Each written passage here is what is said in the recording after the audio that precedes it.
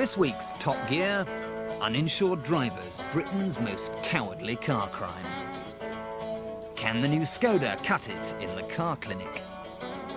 And strange but true, there are people out there who soup up Austin Montegos and Maestros. Oh dear.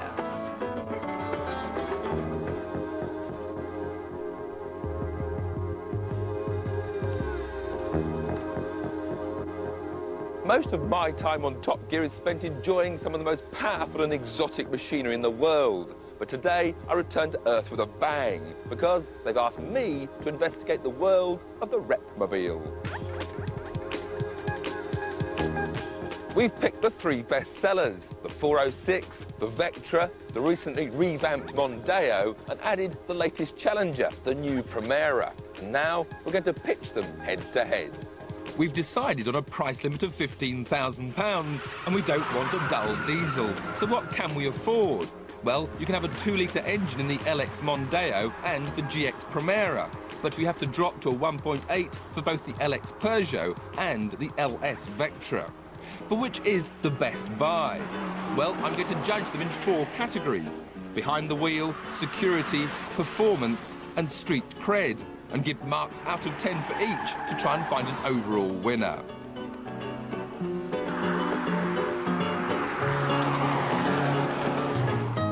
Let's start behind the wheel, where you could be sitting for over 1,000 hours a year. It's got to be comfy, controls have to be easy to use. So what are the things I like and the things I don't? Vauxhall have improved the Vectra's driving position by adding new seats and their tilt-table steering adjustment.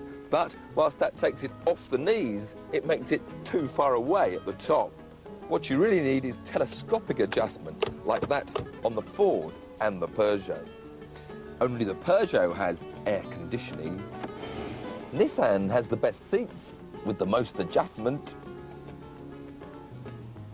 We like window switches near the windows, not on the floor by the gear lever, as in the Vectra. Only the Ford has a heated screen at the rear and the front. The Ford's the only one with a nice armrest, and it's got the biggest glove box.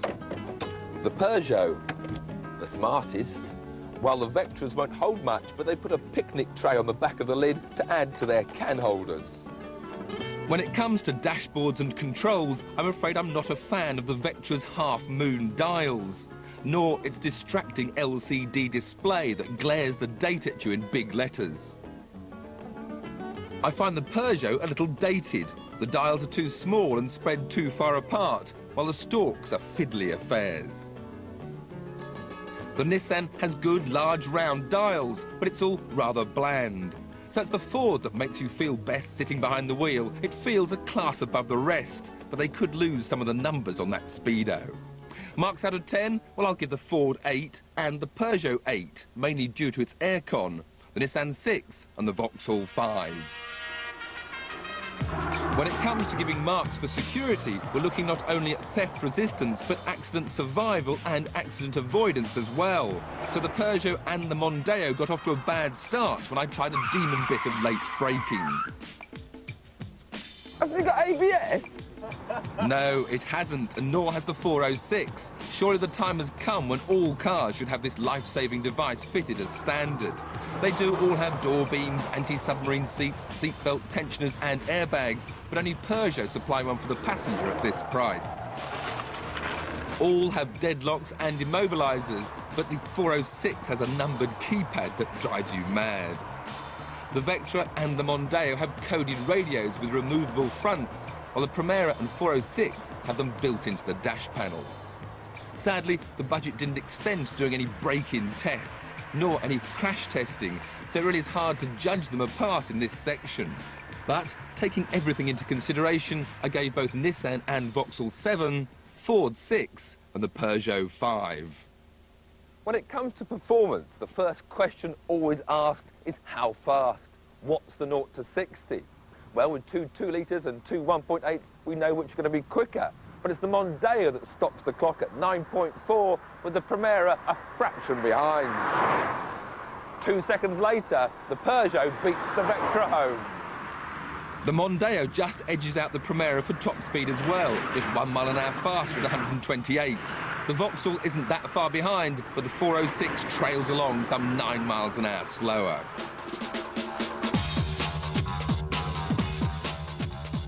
But performance figures are only half the story. What you need to know is how well these cars handle, so I gave them all a shakedown on a special test track. Out on our little handling circuit, the Vectra produces the slowest lap time of the four. And that's obviously partly due to the fact that it's only got the 1.8-litre engine, but it's also partly due to the fact it just doesn't handle as well as the others. Now, since the Vectra's original launch, they've done a lot of work on the suspension because it was very bad. But now it's certainly improved. It's stiffer and the change of direction is better. But it still doesn't like being pushed into the corners too quickly. Otherwise, there's pronounced understeer and the car runs wide. Despite having less power, the 406 beats the Vectra by nearly half a second a lap because it outhandles it. I can go into the corners faster with more confidence, no dramatic reaction. It rides the bumps and ripples very well indeed. In fact, I think this 406 suspension is one of the best I've driven. It's just a shame the car hasn't got a bit more power. From the Peugeot to the Ford, you instantly appreciate the increase in power, but the actual handling isn't that much sharper. There's still understeer on the way out, but not as much as the Peugeot. The suspension is stiffer and you suffer slightly because you feel the bumps coming through the suspension more than you did on the Peugeot. And overall, the lap time is only just over half a second faster, which is a bit of a disappointment. It's the Primera that wins the handling competition. It's got the best balanced chassis that can go left and right and come out on a nice neutral line. It's got the nicest gearbox. It's got the most responsive engine that picks up and revs freely. They call it the driver's car, and it certainly lives up to their claim. Perhaps surprisingly, the Primera is also the most economical, beating both the 1.8-litre machines. Points? There's no doubt the Nissan comes out top here with a deserved 9. The Ford's second on 7, the 406 gets 6, and the Vectra just 4. At the end of a hard day's repping, this is the car that adorns your drive. So will you be keen to wash it down and show it off? Does it have the street cred you desire? Real-life reps in TV's A to B Tales of Modern Motoring looked for one thing, the I badge, because it meant you're important. So have the manufacturers taken the hint? Well, not here on the Ford, nor on the Vectra, though you do get a 16V sign.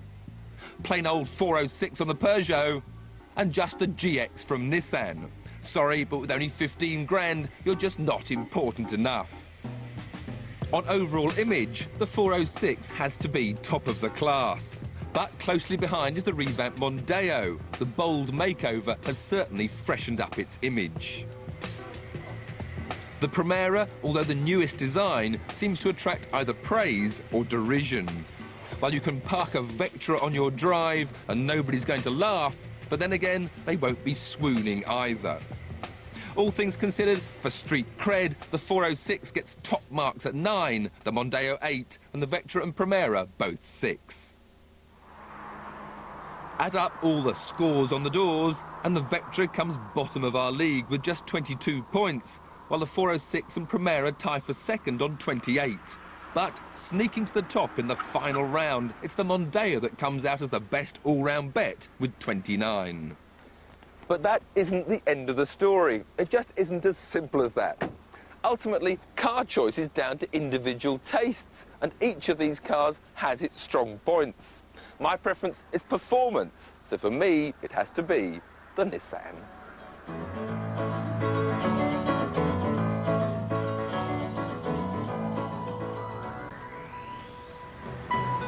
These could be your children, quietly and carefully making their way home.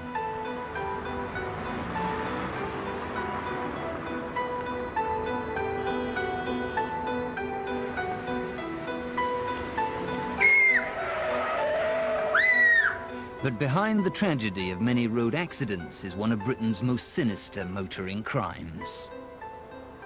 Driving without insurance is one of the most despicable and cowardly car crimes of all. In this country, well over 1 million people persistently and flagrantly flout the law. We have one of the highest levels of uninsured drivers in Europe. And that means that the people watching this programme right now, at least 250,000 of you have no insurance whatsoever. You know who you are.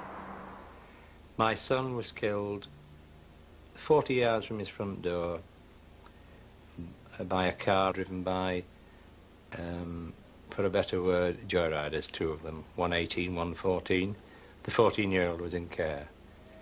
They were uninsured drivers. Uninsured driving in this country is an enormous problem. That approximately 25% to a third of vehicles that are registered are untaxed. It's reasonable to assume that a high percentage of this amount will also be uninsured. Last year, over 300,000 drivers in this country were prosecuted for not having insurance. Also, in my office just before Christmas, 3 of us had traffic accidents. Out of the 3 other drivers, there was only 1 of them insured. It's simple for these parasites to beat the system. This is a forged insurance certificate. There's no security printing or holograms.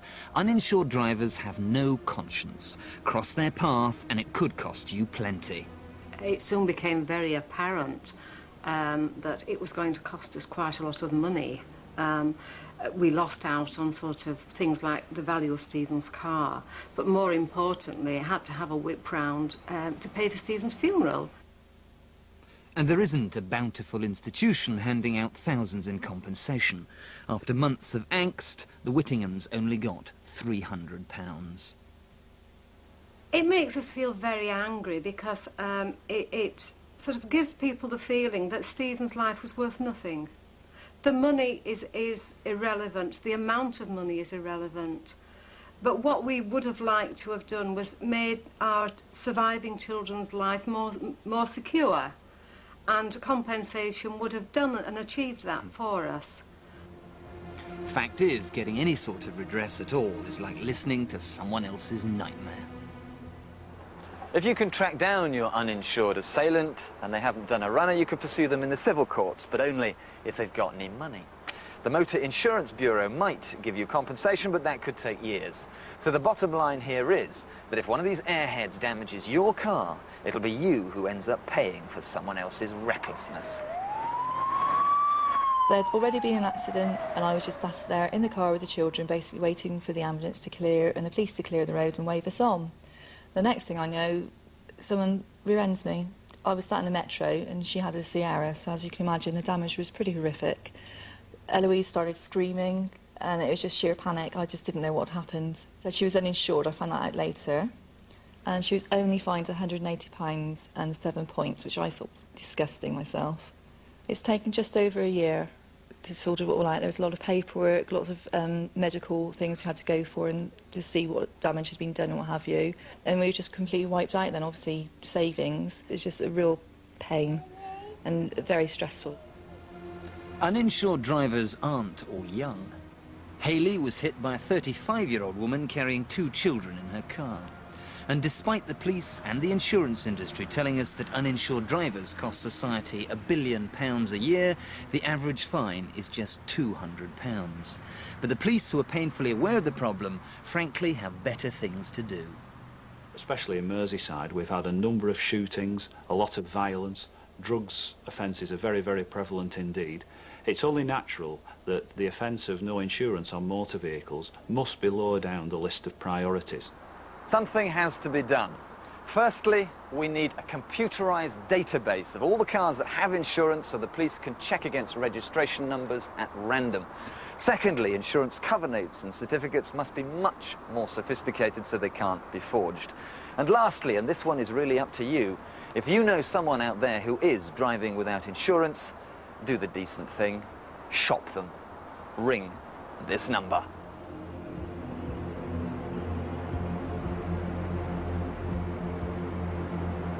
Because this is one plague we simply must stamp out.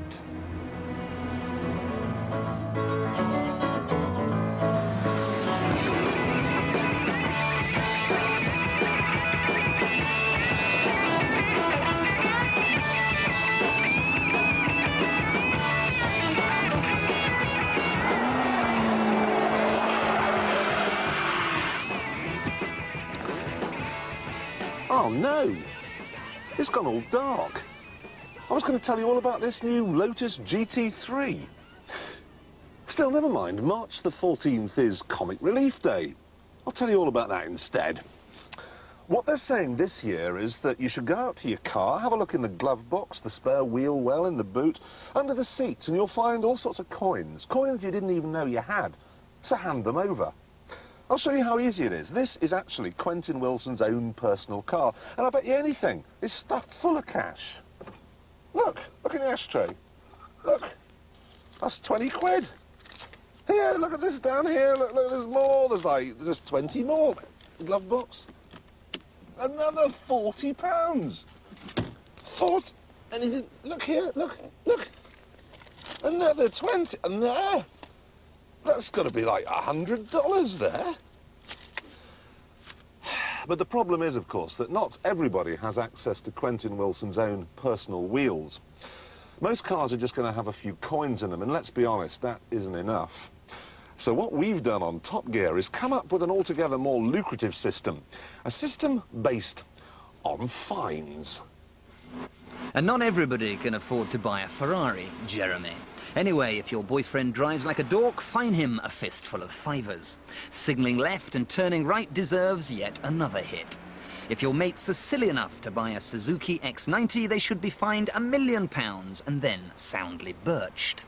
If, like Tiff, they're bland enough to drive something like a Nissan, they deserve everything they get.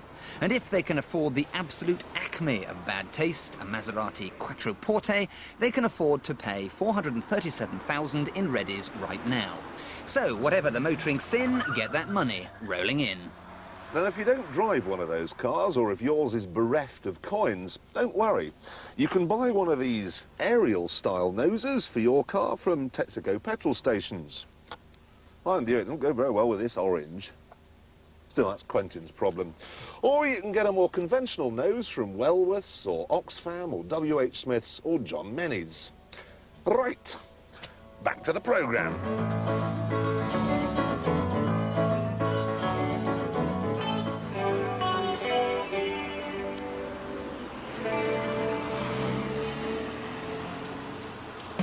For many people, a Skoda is still one of these, an archaic rear-engined machine made with rusty offcuts of the old Iron Curtain.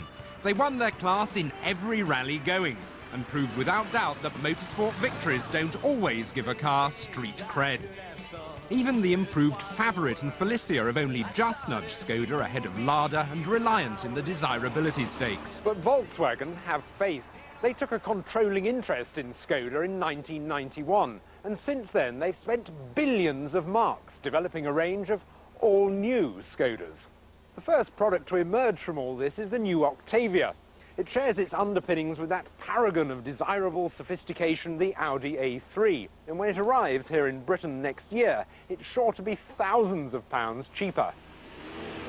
Undoubtedly a much better drive than Skoda's past, it's been given an enthusiastic welcome here on Top Gear and in the motoring press. But will buyers be so easily convinced that these new Skodas are up to scratch? And more worrying still, will a lingering Skoda stigma stop them even bothering to find out?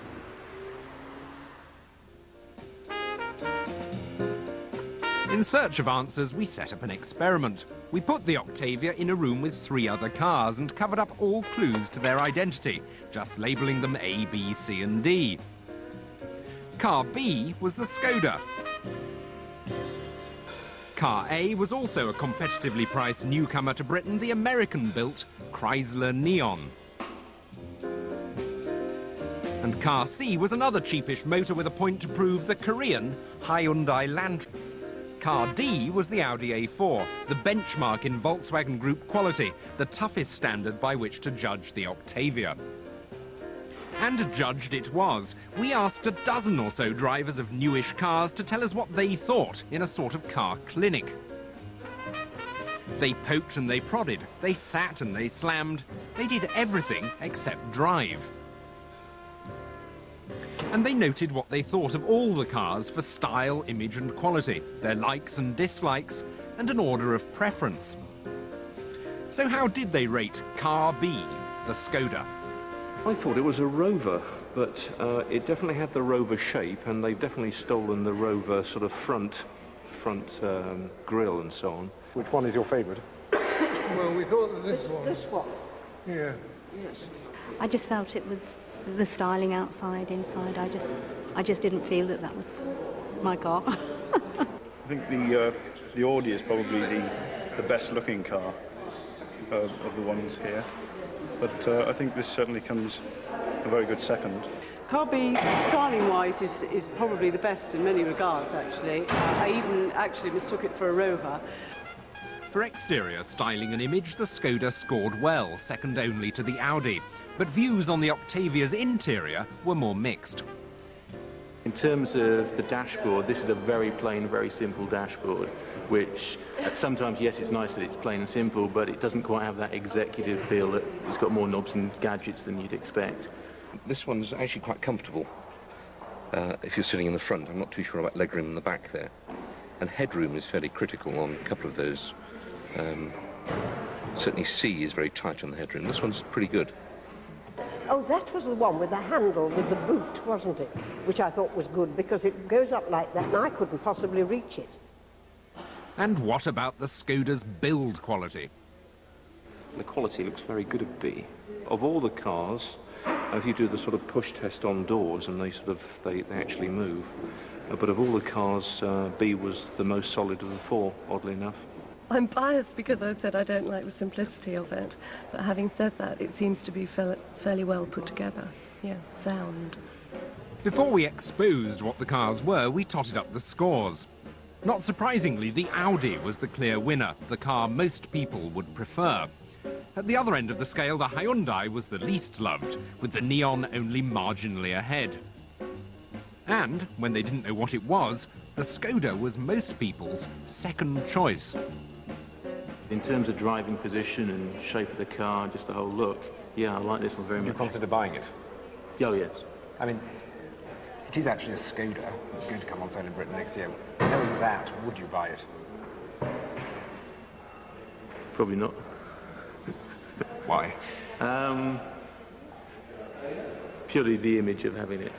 It's, you know, if they'd rebadged it as maybe called it, you know, something completely different, but owned by Skoda, hidden away, then you wouldn't be the joke of the company car park. But if you brought this into a company car park, people I think would first of all say, oh, looks a bit like a Rover, but once they hear it's a Skoda, you know, maybe if once it's been out for a year or two, you'd think about it.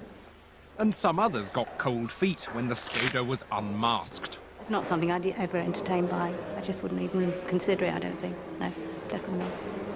I would still say it's as good quality. Whether I would be as keen to possibly buy one and drive one is another thing, I guess. If our little straw poll proves anything, it's that Skoda's design and quality is now a comfortable match for the opposition. But while it may not be the joke it used to be, the Skoda badge is still going to put some buyers off. So what's in a name? Quite a lot, it would seem.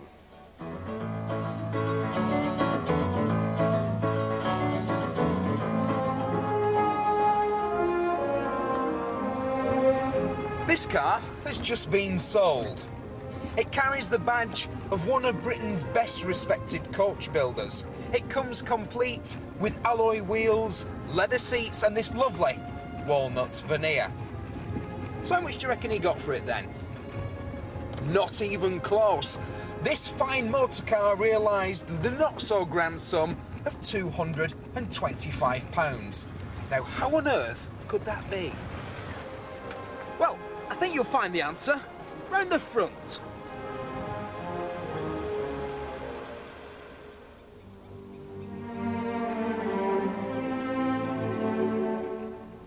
However, for the majority of Montegos and Maestros, an even grislier fate awaits. Because this is the last parking place on the cul-de-sac of oblivion.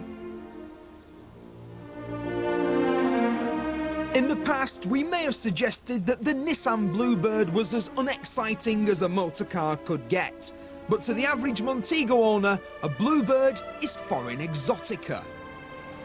But there is a place of pilgrimage for those who love this most homely of hatchbacks and this most suburban of saloons. And if you worship the Montego or the Maestro, then this is Mecca. We've been involved with Maestros, Montegos and Austin Rover products for over 10 years now. At the time, probably about 1986, we realised that no one was actually catering for Austin Rover products at all. If you had a Ford, you had a Peugeot, Golf, you could go anywhere, get anything you wanted for it. But we could see there was a good car, very good potential within it, and we decided to take it on board and see what we could actually do with them. You could easily pick up a Maestro Montego 2-litre injection, do a few simple things to it, put some nice wheels on it, lower it down a little bit maybe, exhaust air filter. You'll have a really good fun car. I think you ought to try one, Steve. You might be a little bit surprised. And I certainly am surprised. You know, someone once said you should give everything in this life a go at least once, apart from a couple of deeply unsavoury habits. And I would have argued you could add the Austin Montego to that short list. But you know what? This isn't half bad. When it was new, this car was badged as an MG, and that meant it got this tough-looking body kit. Since then, its 19-year-old owner has added a throaty-sounding exhaust, lowered the whole thing, and acquired a set of snappy-looking MGF alloys. The whole thing stands him at £1,500. Nice legs, shame about a face. Gareth Poynton is another disturbingly youthful enthusiast of these humdrum hatchbacks and Sonatagen saloons. But what exactly is the appeal of a motor with all the street cred of support stockings? Nice legs, shame about a face. I drive an MG Montego Turbo. I'm not really bothered about the image. It's more budget I've got to stretch to, because my car I picked up for less than £2,000, and the sheer performance I get out of the car is brilliant, and it's so underestimated as well, and it's so cheap to maintain, and it's a very reliable car, so not much goes wrong with it. We might all have bought one if they'd been like this. When this MG Maestro was new, it was hopeless, fit only for fetching cat food. But then its owner, Victor Kish, decided to slap in a motor from the 220 Turbo Coupe. It's got double the horsepower, double the torque, and as a consequence, it's 87.5 times more fun to drive.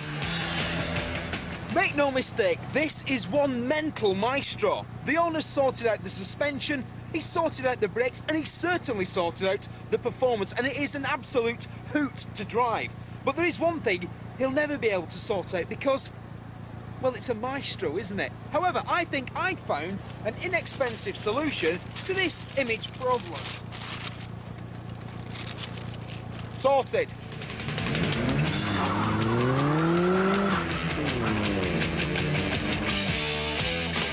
Next week, 20 wheels on my wagon.